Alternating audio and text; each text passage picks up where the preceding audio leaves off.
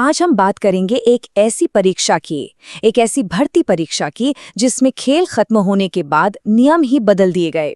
जी हाँ, ये कहानी है भारत में शिक्षकों की भर्ती से जुड़े और एक ऐसे फैसले की जिसने हजारों लोगों की जिंदगी पर सीधा असर डाला और एक बहुत बड़ी, बहुत लंबी कानूनी लड़ाई को जन्म दिया।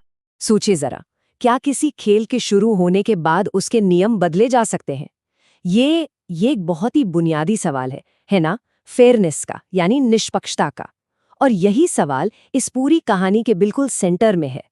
क्या ये सही है कि मंजिल तक पहुंचने के नियम तब बदले जाएं जब रेस पहले ही शुरू हो चुकी हो? तो चलिए सीधे मुद्दे पर आते हैं। तारीख थी 6 जनवरी 2019। हजारों उम्मीदवार एक बड़ी शिक्षक भर्ती परीक्षा में बैठते हैं। सब कुछ ठीक था और फिर ठीक अगले ही दिन सरकार एक घोषणा करती है। घोषणा ये कि अब पास होने के लिए पहले से कई ज्यादा नंबर लाने होंगे। बस इसी एक कदम ने एक बहुत बड़ी कानूनी लड़ाई की नींव रख दी। और दांव पर क्या लगा था, कोई छोटी मोटी बात नहीं थी। पूरी 69,000 शिक्षकों की नौकरियां। ये सिर्फ एक परीक्षा नहीं थी, ये हजारों परिवारों का भविष्य था जो इस एक रिजल्ट पर टिका हुआ था। अब इस पूरे विवाद को ठीक से समझने के लिए हमें कहानी में थोड़ा सा पीछे चलना होगा। हमें ये समझना होगा कि इस कहानी के जो सेंट्रल कैरेक्टर्स हैं, यानी शिक्षा मित्र, ये आखिर हैं कौन और ये पिक्चर में आए कहाँ से। तो देखिए, शिक्षा मित्र योजना की शुरुआत हुई थी साल 1999 में। इसका सीधा सा मकसद था कि जो गांव के स्कूल हैं, वहां शिक्षकों की जो कमी है उसे पूरा किया जाए। इन्हें पैरा टीचर के तौर पर रखा गया, मतलब ये सहायक शिक्षक थे, परमानेंट टीचर नहीं। और इनकी जो अपॉइंटमेंट की शर्तें थी वो शुरू से ही टेम्परेरी थी। इन्हें 11 महीने के रिन्यूएबल कॉन्ट्रैक्ट पर रखा जाता था। पूरी सैलरी नहीं मिलती थी, उसकी जगह एक मानदेय, मतलब एक ऑनरेरियम मिलता था। और इसे एक रेगुलर नौकरी की तरह नहीं, बल्कि एक तरह की कम्युनिटी सर्विस माना जाता था। ये बात याद रखिएगा क्योंकि आगे की कहानी के लिए ये बहुत जरूरी है। तो सब कुछ चल रहा था और फिर कहानी एक ऐसे मोड़ पर आती है जहां इन शिक्षा मित्रों के लीगल स्टेटस को देश की सबसे बड़ी अदालत यानी सुप्रीम कोर्ट में चैलेंज कर दिया गया। और बस यहीं से चीजें और भी पेचीदा होने लगी। साल था 2018 और सुप्रीम कोर्ट का एक लैंडमार्क फैसला आता है। कोर्ट ने साफ साफ कह दिया कि शिक्षा मित्रों को सीधे परमानेंट टीचर बनाना गैर कानूनी है। क्यों? क्योंकि वो टीचर बनने के लिए जो तय योग्यताएं हैं वो पूरी नहीं करते थे। जाहिर है ये उनके लिए एक बहुत बड़ा झटका था। लेकिन कोर्ट ने उन्हें पूरी तरह से बीच मझधार में नहीं छोड़ा। उन्हें एक लाइफलाइन दी गई। कोर्ट ने कहा कि ठीक है, आपको परमानेंट टीचर बनने के लिए लगातार 2 परीक्षाओं में बैठने का मौका दिया जाएगा।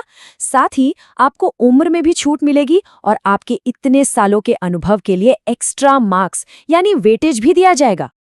तो सुप्रीम कोर्ट ने तो रास्ता बता दिया। अब सवाल था कि इसे लागू कैसे किया जाएगा। इसके बाद हुई 2 भर्ती परीक्षाएं और यकीन मानिए असली कहानी तो यहीं से शुरू होती है। अब इन दोनों परीक्षाओं में जमीन आसमान का फर्क था। जो पहली परीक्षा हुई 2018 में, उसमें पासिंग स्कोर पहले से तय था। जनरल के लिए 45% और रिजर्व्ड के लिए 40%। लेकिन 2019 की जो दूसरी और आखिरी परीक्षा थी, उसमें पासिंग स्कोर बताया ही नहीं गया।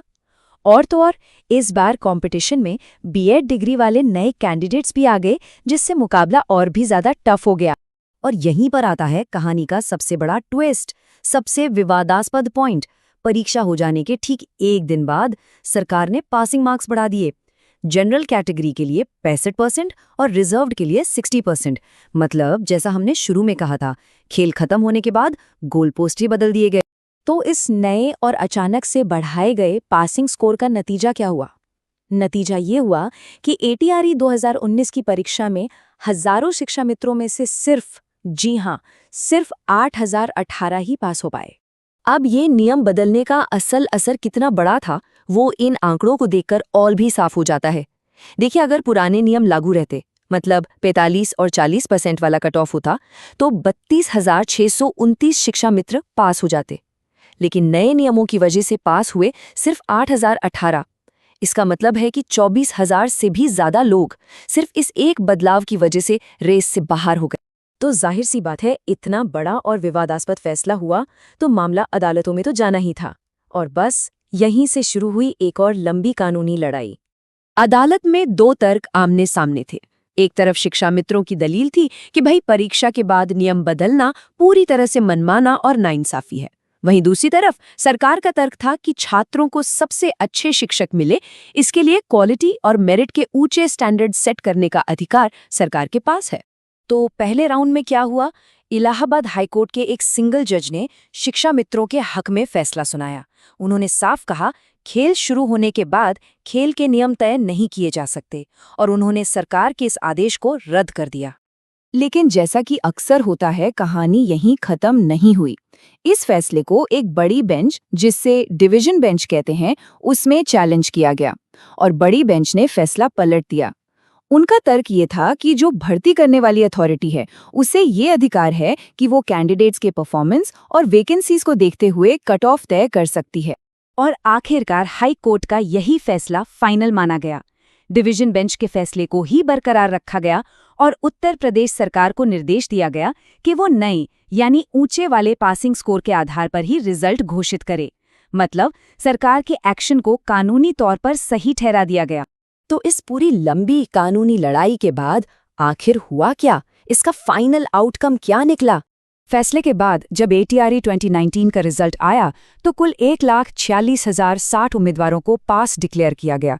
इसमें वो 8,018 शिक्षा मित्र भी शामिल थे और बाकी नए कैंडिडेट्स भी, जो उन 69,000 पोस्ट्स के लिए लड़ रहे थे। और हाँ, ये रिजल्ट उसी बढ़े हुए कट ऑफ पर आधारित था।